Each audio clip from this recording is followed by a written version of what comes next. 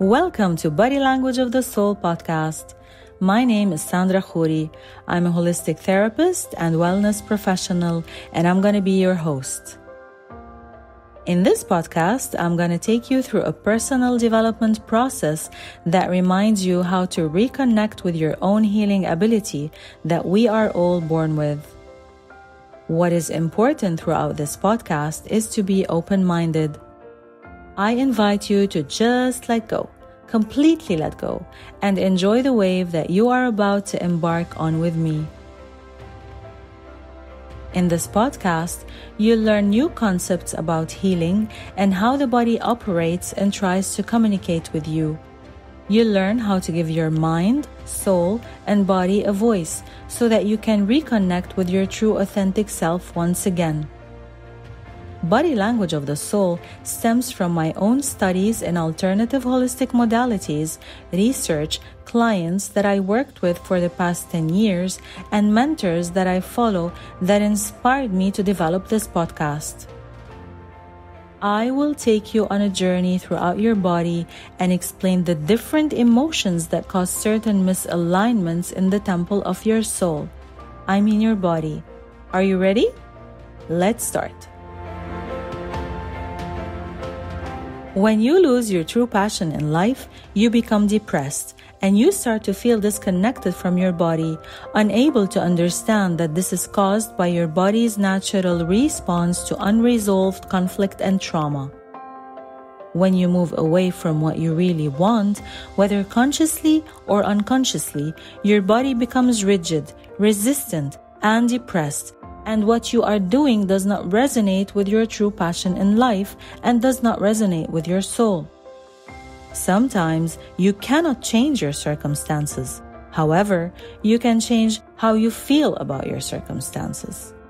When you do this, you're taking control back and you're moving back to the driver's seat of your own life.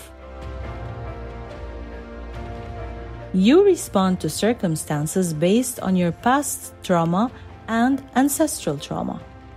Your life becomes stressful when you cannot identify the origin of your trauma.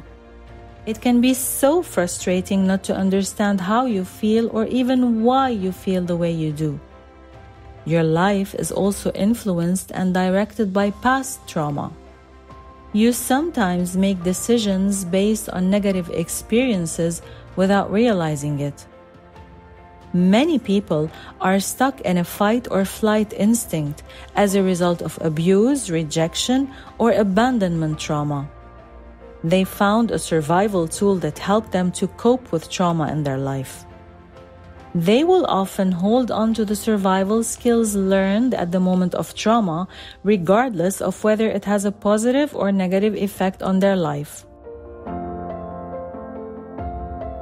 What you learn or observe during childhood becomes a big part of your life's foundation. Most people have suffered from some type of abuse in one form or another. This can lead to fear of making a new move and feeling powerless to making any changes.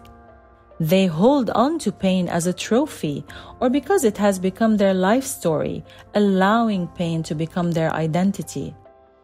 They may feel that they have earned this pain and that it's pointless to let it go, especially that they feel that their identity and survival are dependent on this pain.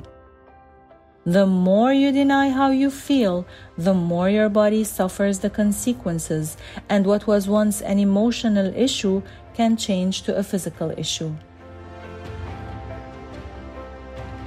When I took a closer look at my own life and body, I realized that my body did its best to support me during my most stressful and hard times.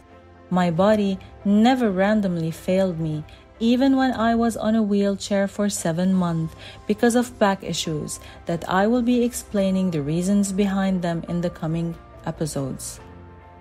There is a valuable lesson that I've learned, which is, the more I suppressed my past, the worse the physical symptoms became.